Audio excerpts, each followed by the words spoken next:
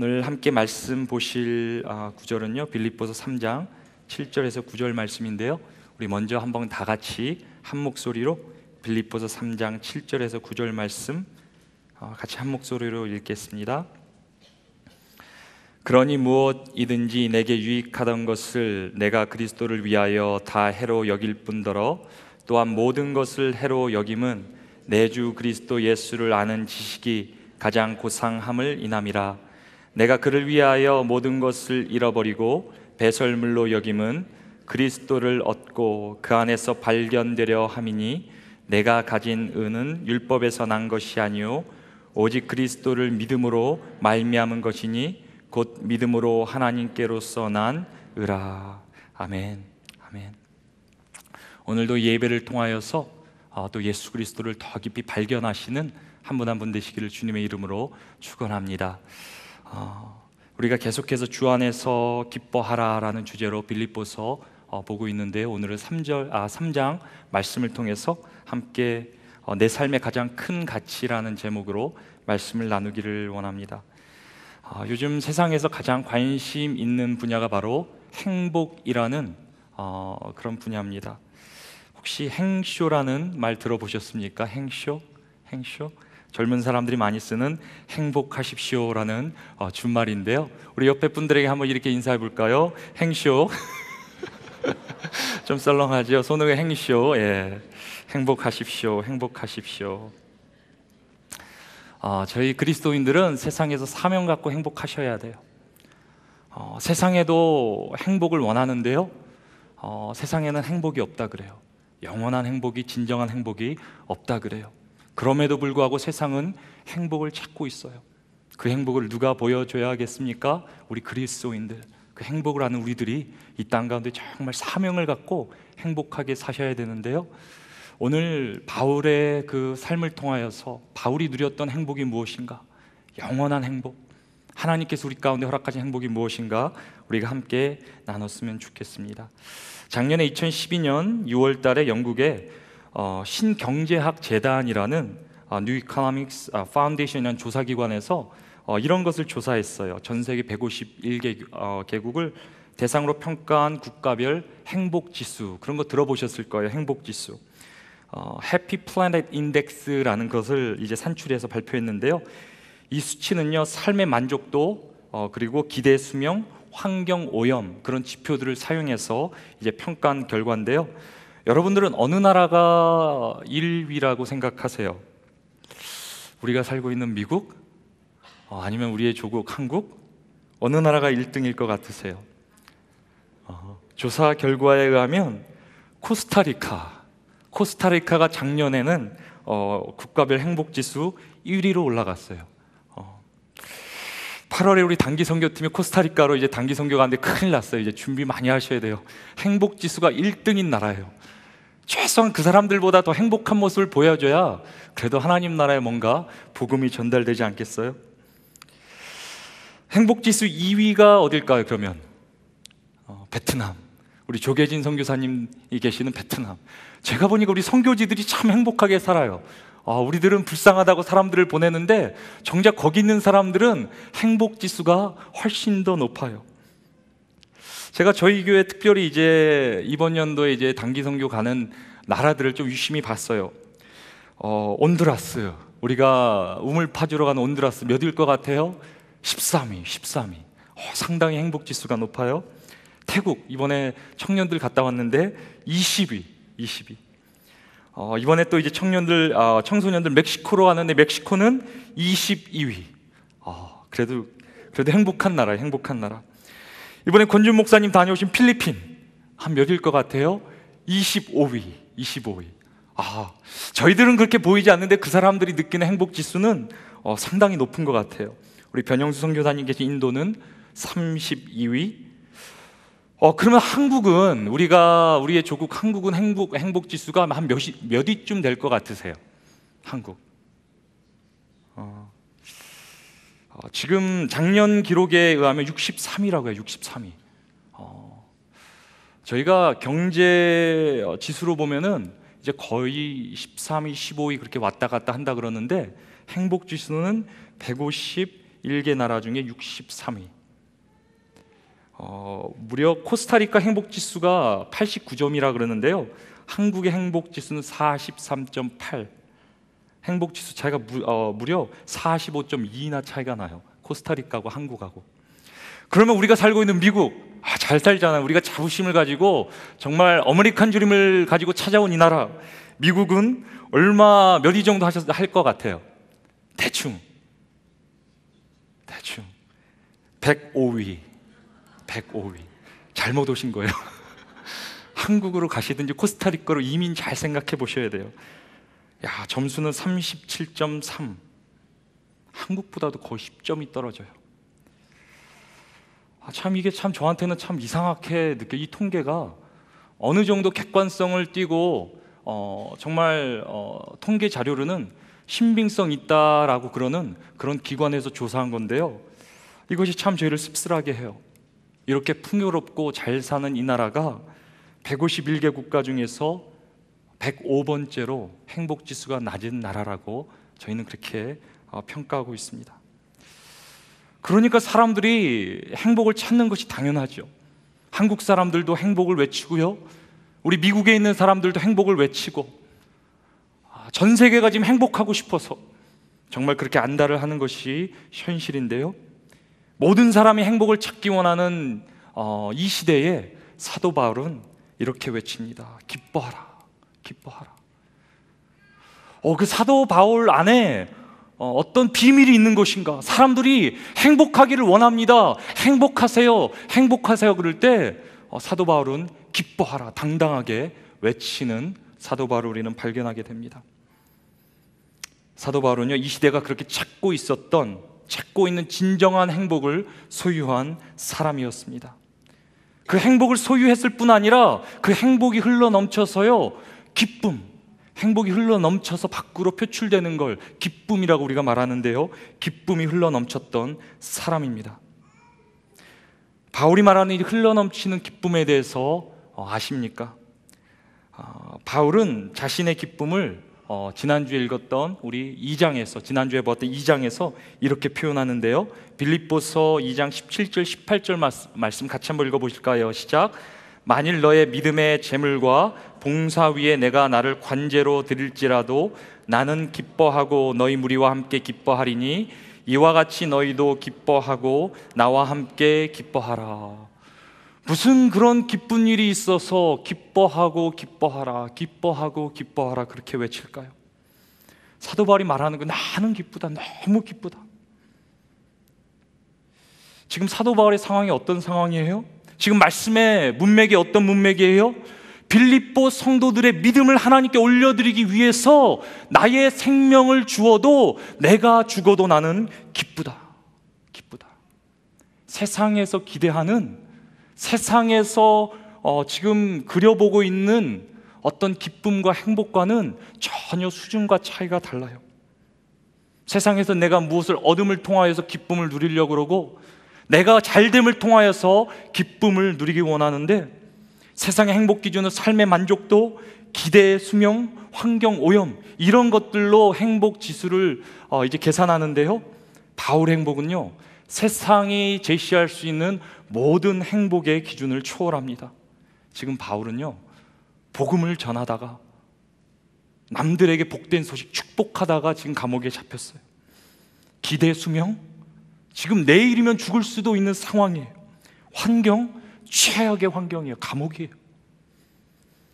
도저히 세상의 기대치로는 행복을 누릴 수 없는 그런 환경에 처한 바울의 모습입니다. 그럼에도 불구하고 바울은 자신 있게 말하는 거예요. 나는 너무 기쁘다. 너희를 위해 죽어도 나는 기쁘다, 행복하다. 너희도 내가 누리는 이 기쁨을 누렸으면 좋겠다. 함께 기뻐하자, 기뻐하자. 그러면서 이제 빌립보서 3장에 와서 3장 1절에 바울의 그 넘치는 기쁨의 비결을 우리에게 알려줍니다. 빌립보서 3장 1절 우리 같이 한번 읽어보실까? 처음 부분만 읽겠습니다. 시작. 종말로 나의 형제들아 주 안에서 기뻐하라. 이 짧은 문장 안에 바울이 누렸던 기쁨의 비결이 들어 있습니다. 무엇이라고 생각하십니까? 바로 바울이 누렸던 그 기쁨, 솟아 넘쳐 흐르는 기쁨의 비결은 바로 주 안에서 있는 기쁨이 있는데, 그것으로 인하여서 나는 넘치는 기쁨을 경험하고 있다. 그렇다면 그 반대로 주 밖에서 찾을 수 있는 기쁨도 있다는 거겠죠. 주 안에 기쁨이 있다는 것은 주 밖에서도 기쁨이 있을 수 있다는 말이죠. 다시 말하면 주님 없이도, 예수님 없이도 세상에서 기쁨을, 행복을 얻을 수 있다는 말입니다. 그런 삶을 가리켜 바울이 뭐라 그래요? 육체를 신뢰하는 삶, 나의 노력으로, 열심으로, 나의 육체로 행복하려고 노력하는 사람, 기쁨을 얻으려고 노력하는 삶, 그런 삶을 가리켜 더 나아가 좀 심한 말로 뭐라고 합니까? 빌립보 3장 2절, 3절 같이 한번 읽어보겠습니다. 시작. 개들을 삼가고 행악하는 자들을 삼가고 손 할례당을 삼가라. 하나님의 성령으로 봉사하며 그리스도 예수로 자랑하고 육체를 신뢰하지 아니하는 우리가 곧 할례당이라. 자신의 육체로, 의지로, 경험으로, 지혜로, 노력으로 행복해지려는 사람들, 그런 사람들을 뭐라고 합니까? 개 같은 사람들.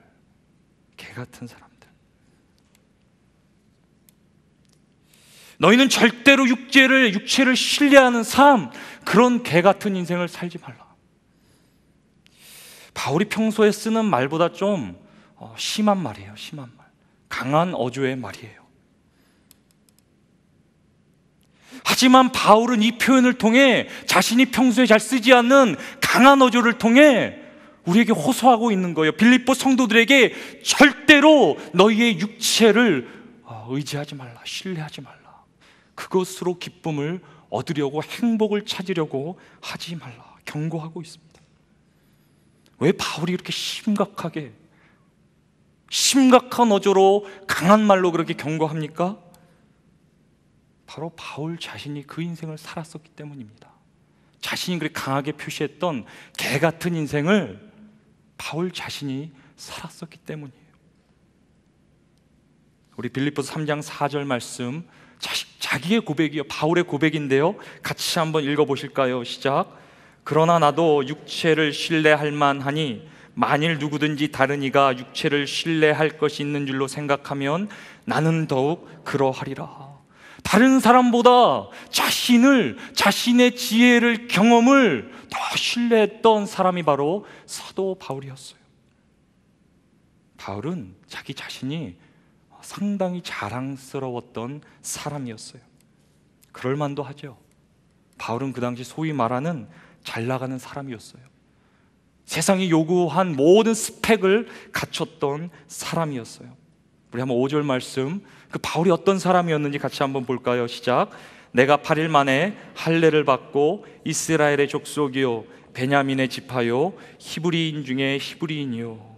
먼저 8일 만에 할례를 받아서 자기가 약속의 백성, 하나님의 택한 백성이라 말하면서 더 나아가 베냐민 가문의 사람이라고 자기를 드러내요.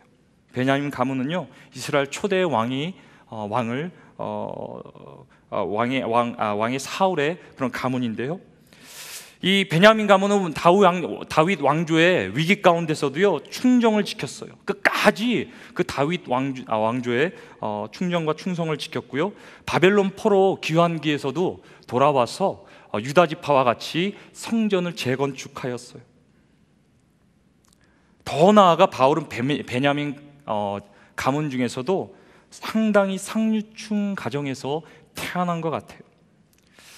다소에서 외국에서 태어난 바울은 소위 말하는 2세예요. 2세, 히브리 2세예요. 그럼에도 불구하고 가정에서 철저한 히브리 교육을 받았다고, 나는 히브리인 중에 히브리인이라고 말했습니다. 어린 나이에 예루살렘으로 유학을 간 것 같아요. 그 당시 가장 뛰어난 가말리알의 제자가 되었어요. 아무도 바울을 외국에서 태어났다고 깔보지 못했어요. 아람어에 능통했고요, 그 당시에 히브리어를 할 줄 알았고 읽을 줄 알았고 또한 그리거도 헬라어도 유창하게 할 수 있었던 사람이었어요. 바울은 출신 배경도 참 좋죠. 지금도 집안을 따지는 것이 이 세상의 그런 삶인데, 배경뿐만이 아니라 스스로 쌓은 업적도 참 대단해요. 우리 한번 그 다음 구절 계속해서 읽어보실까요? 시작. 율법으로는 바리새인이요 열심으로는 교회를 핍박하고 율법의 의로는 흠이 없는 자로다. 바울은요 그 당시에 바리새인이라고 인정을 받았다고 합니다. 바리새인이 되려면 모세오경의 모든 율법을 지키는 것을 넘어서서 구전으로 입으로 전해져 온 수백 가지 전통을 지켜야 돼요. 그것을 잘 지켜야 바리새인이라는 소리를 들어요. 그리고 그냥 바리새인이 아니었고요, 남들보다 더 뛰어난 열정이 있었어요. 열정이.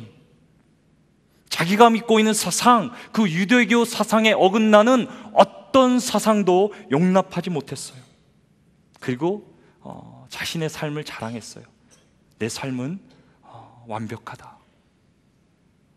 내 삶은 더 이상 완벽할 수 없다. 지도자들이 요구하는 모든 것을 해냈고요, 바울보다 더 뛰어난 동기는 없었어요. 그 당시에 가장 추대된 촉망받는 그런 지도자였어요. 앞으로 민족을 이끌어갈 차세대 지도자였어요. 바울은 모든 사람이 원하고 바랬던 그 당시 스펙을 가지고 있었던 사람이었어요. 제가 여기서 질문 하나 드릴게요, 여러분. 여러분들이 바울이라면 행복했겠어요? 아니면은 어땠겠어요? 행복했겠어요? 솔직하게 지금 생각해 보세요. 자식들이 만약에 하버드 들어간다면 행복하시겠어요? 행복하겠죠. 굉장히 거룩하시네요. 만약에 정말 내가 정말 바울이 갖고 있는 몇 개만, 내 배경이 정말 한국에서 가장 좋은 가문에 가장 좋은 집안 환경에 내가 출신이라 그러면 행복하지 않겠어요? 기쁘지 않겠어요?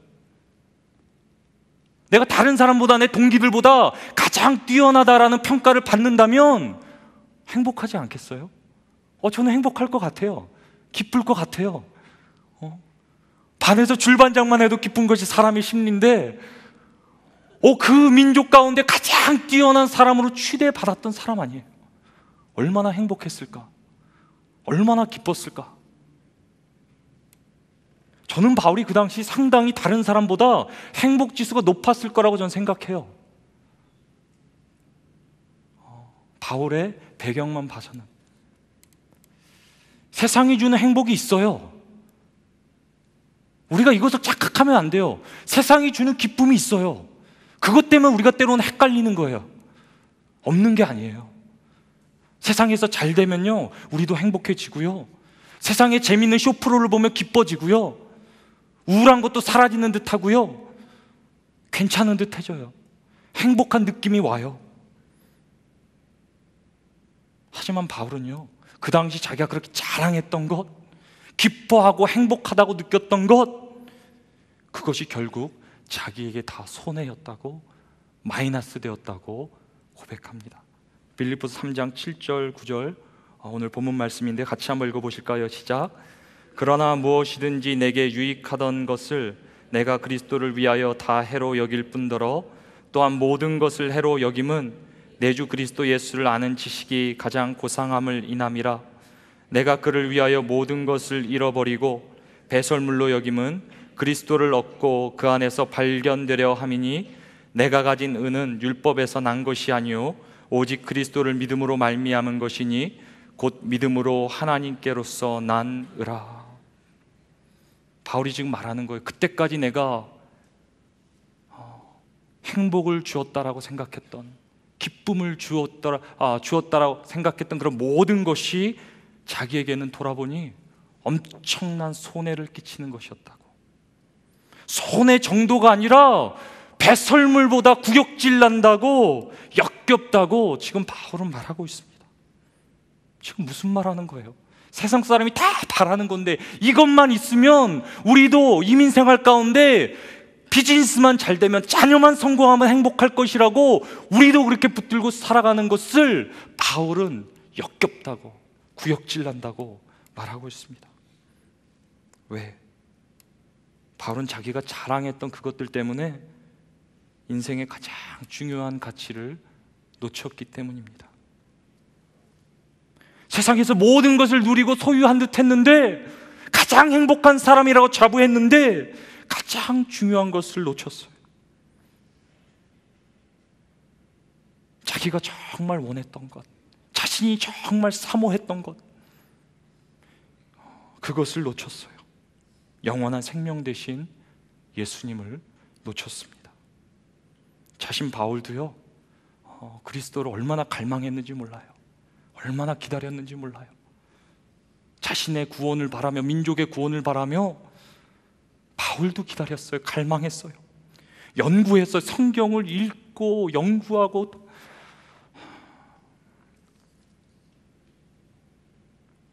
얼마나 메시아가 오기만을 기다렸는지 몰라요. 하지만 속고 있었던 게 있어요. 자신의 행위로 헷갈린 거지요. 세상의 가치와 하나님의 가치를 헷갈린 거예요. 하나님이 주시는 행복과 기쁨과 세상이 주는 행복과 기쁨을 착각한 거예요. 바로 눈앞에 예수 그리스도가 왔는데 보지를 못해요. 자신이 그렇게 기다리고 고대했던 예수 그리스도께서 오셨는데 받아들이지가 않아요. 용납할 수가 없어요. 왜? 육체를 신뢰했고 세상을 쫓았던 바울이었기 때문에. 십자가에 저주받아 죽은 예수를 용납할 수가 없었어요. 말도 안 된다. 말도 안 된다. 바울은 세상에서 모든 것을 얻었지만 가장 중요한 예수를 놓쳤어요. 저는 이 바울의 모습이 우리의 모습일 수 있다고 생각합니다.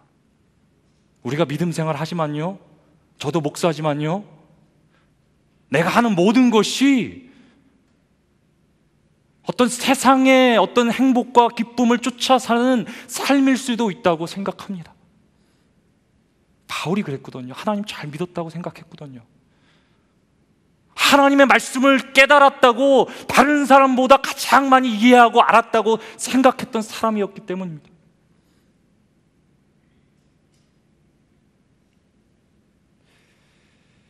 저는 우리 여러분, 우리 한 분 한 분 모두가 다 행복했으면 좋겠어요. 하나님이 그것을 바라는 거예요.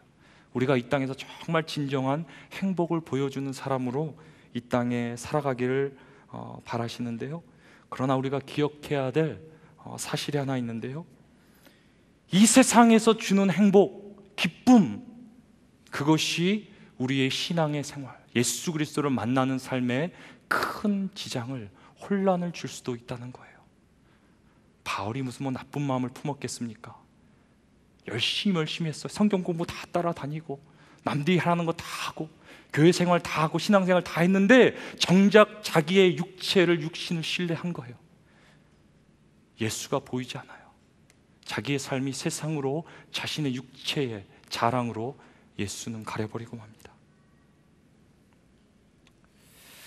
1998년 2월 3일에요 텍사스주에서 남북 전쟁 이후로 여자로서는 처음으로 사형 선고를 받는 그런 케이스가 있었습니다. 그 여자 이름은 카를라 터커이라는 그런 사람인데요, 이 카를라라는 여자는 어렸을 때부터 가정에 계속된 불화 가운데 8살에 이제 담배를 피기 시작했대요. 10살에 부모님이 이혼을 하는 과정 가운데 자신이 엄마와 다른 남자 사이에서 태어났음을 알게 되었대요.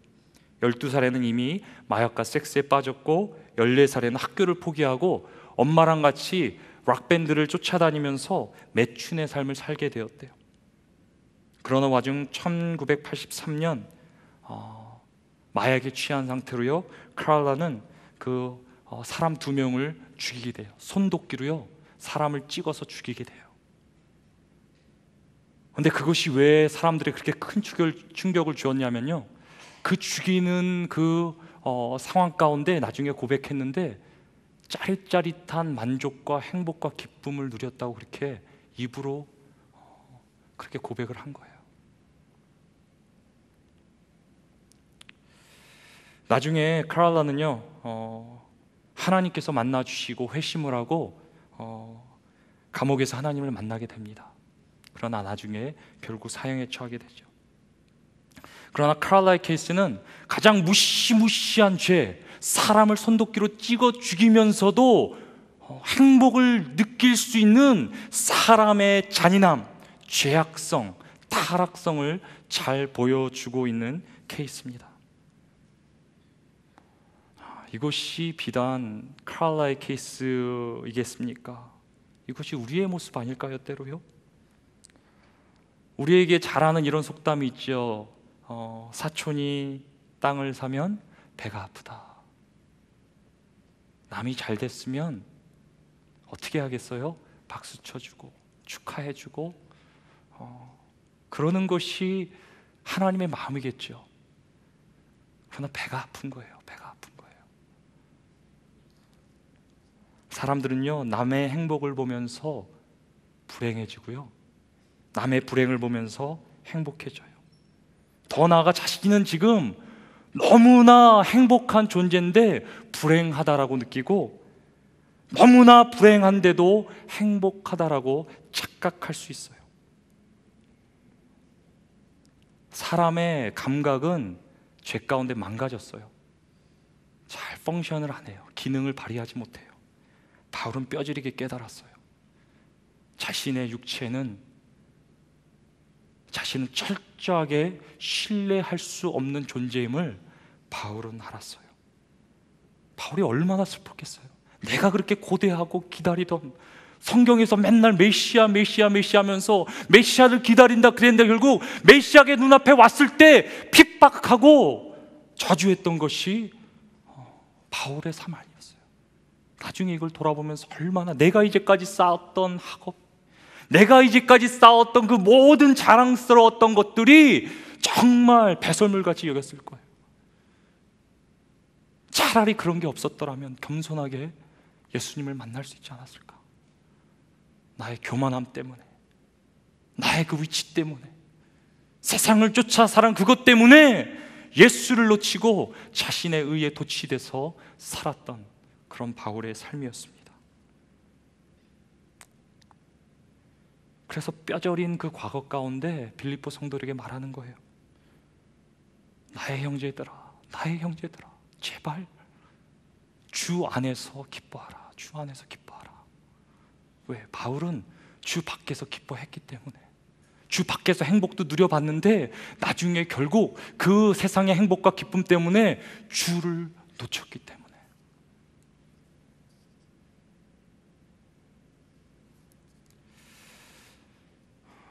그렇다면 마지막으로, 그러면 그 바울이 말하는 주 안에서 기뻐한다, 주 안에서 기뻐한다라는 말이 무엇이겠습니까? 빌립보서 3장 10절, 11절 말씀 같이 한번 읽어보실까요? 시작. 내가 그리스도와 그 부활의 권능과 그 고난의 참회함을 알려하여 그의 죽으심을 본받아 어찌하든지 죽은 자 가운데서 부활에 이르려 하노니. 평생 바울의 가슴에 못이 박혔던 것은 예수 그리스도의 죽음이었어요. 그것 때문에 예수를 받아들일 수 없었는데 예수 그리스도의 그 죽음으로, 그 희생으로, 사랑으로 말미암아 참 구세주가 되심을 깨닫게 되었어요. 이제까지 내가 쌓았던 학업과 지식과 경험, 그 모든 것이 예수를 버리도록 했는데 그 예수의 죽음이, 그 은혜가, 끝까지 나를 사랑하신 은혜가 자신을 살렸다라는 것을 깨닫게 돼요. 그래서 바울은 그 뒤에 그 모든, 자신이 알고 있던 모든 것을 배설물같이 여기고 예수의 삶, 특별히 예수의 죽음을 통해서, 예수의 그 희생을 통해서 그것이 무엇인가, 어떻게 만왕의 왕 되신 예수께서 십자가에 저주받아 죽을 수 있는 것인가, 그것을 평생 묵상했고요, 그것을 통해 하나님께서 어떻게 하나님 나라를 이루셨는가, 생명을 살리셨는가, 그것을 전했던 자였어요. 바울이 말하고 있는 게 주 안에서 기뻐한다는 것, 바로 예수 그리스도의 죽음을 본받는다는 말이에요. 이게 참 세상으로 이해가 될 수 없는 거예요. 어떻게 죽는 것과 기쁨이 연결될 수 있는가? 어떻게 저주받는 것이 기쁨과 행복과 연결될 수 있는가? 그러나 그것이 예수 그리스도께서 우리에게 보여주신 천국의 역설적인 삶이에요. 그리스도의 죽음이 무엇입니까? 하나님 아버지를 향한 완전한 순종. 내 잔을 옮겨달라고 할 수만 있거든. 그럼에도 불구하고 온전한 순종.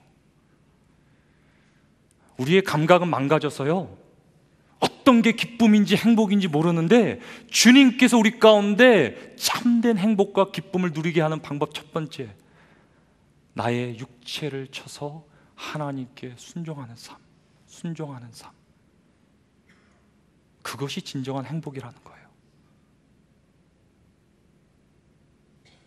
하나님께 나의 삶을 내어드리는 삶. 그 순종 속에 세상이 누릴 수 없는 하나님께서 주신 참된 기쁨이 있다라고 말씀하시고요. 두 번째, 또 그리스도의 죽음이 무엇인가? 다른 사람을 내 몸을 내어주며 사랑하며 섬기는 것. 예수님께서 십자가에 달려 돌아가시면서 히브리서에는 참 이상한 말이 있어요. 춥고 처절하게 저주받아 이를 악물고 정말 독을 품으며 죽어야 되는데 즐거워하심, 그 안에 기쁨이 있었다 그래요.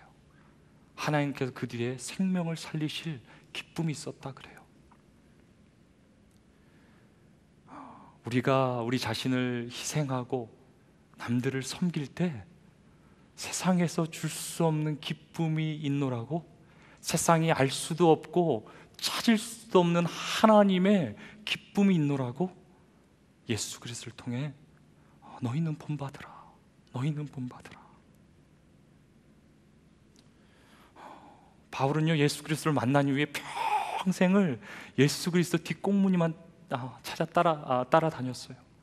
그 예수의 캡처되어서, 예수의 정말 붙잡힌 바 되어서 주님이 했던 거 똑같이 다 했어요.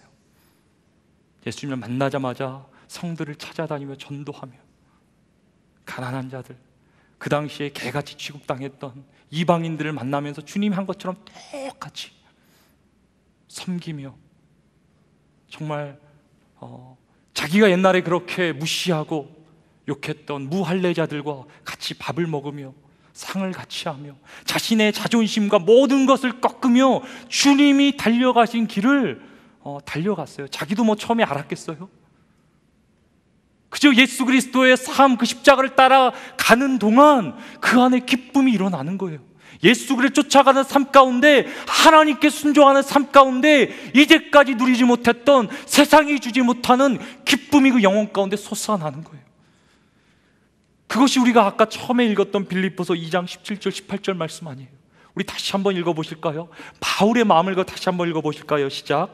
만일 너희 믿음의 재물과 봉사 위에 내가 나를 관제로 드릴지라도 나는 기뻐하고 너희 무리와 함께 기뻐하리니 이와 같이 너희도 기뻐하고 나와 함께 기뻐하라.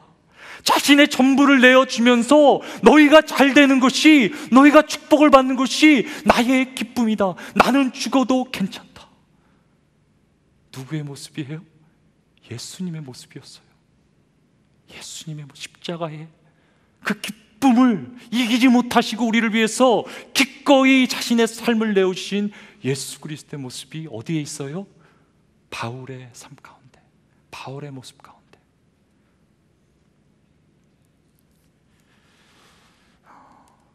이것을 바울은 말하고 있는 거예요. 기쁨, 기쁨. 세상에서 주는 썩어질, 사라질 그런 기쁨이 아니라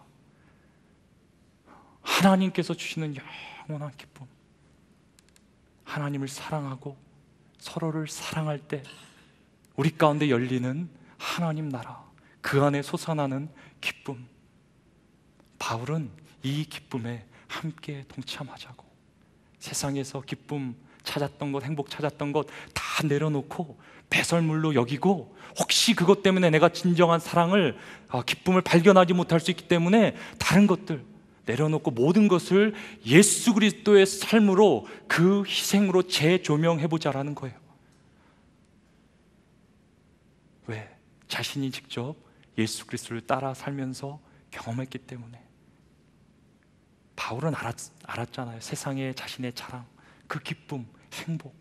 그러나 그거와는 비교할 수 없는 하나님께서 우리 가운데 부어주시는 샘솟는 기쁨, 그것을 결국 세상이 우리를 통해 보기 원하는 거예요. 세상은 평생 행복을 쫓아 살아도요, 거기는 행복이 없어요. 그거는 그저 그림자일 뿐이에요. 기쁨을 뭐라고 해요? 성령의 열매라고 그러잖아요. 사랑과 희락과 기쁨은 하나님 안에 있는 거예요. 하나님 안. 하나님과 하나가 되고 하나님과 연합할 때 기쁨은 우리 안에서 그 하나님을 만나고 하나님의 나라가 이루어짐으로 우리 가운데 솟아나는 하나님께서 주시는 선물이에요. 이 땅에서 아무리 그것을 만들어 보려 해도 이 땅에서는 하나님의 기쁨을 만들 수 없어요. 하나님께서만 우리 가운데 허락하실 수 있는 하나님의 선물인데요, 저는 여러분들이요, 우리 형제교회 성도님들이 세상이 알 수 없는 그런 기쁨에 풍성하여서 열방을 그 기쁨으로 채울 수 있는 성도님들 되시기를 주님의 이름으로 축원합니다. 우리 같이 한번 기도하겠습니다. 하나님, 우리가 얄팍한 나의 경험을 가지고, 생각을 가지고, 판단을 가지고 인생을 논하고 싶지 않습니다. 그냥 하나님이 말씀하신 대로, 주님이 걸어가신 길대로 따라가면 모든 것이 풀릴 줄로 믿습니다. 우리 가운데 오늘도 믿음을 더하여 주셔서 정말 주님이 걸어가셨고 주님이 보여주셨고 또한 바울이 따라 살았던 그 길을 우리로 걷게 하여 주시옵소서. 세상은 행복을 외치고 있습니다. 바라고 있지만 찾지 못하고 있는데, 우리가 바울과 같이 기뻐하라, 당당하게 세상에 기쁨을 보여줄 수 있는 거룩한 하나님의 자녀들 될 수 있도록 우리 한 사람 한 사람, 우리 심령 가운데 주님의 기쁨으로 채워 주시옵소서. 감사드리며 예수 그리스도 이름으로 기도드립니다.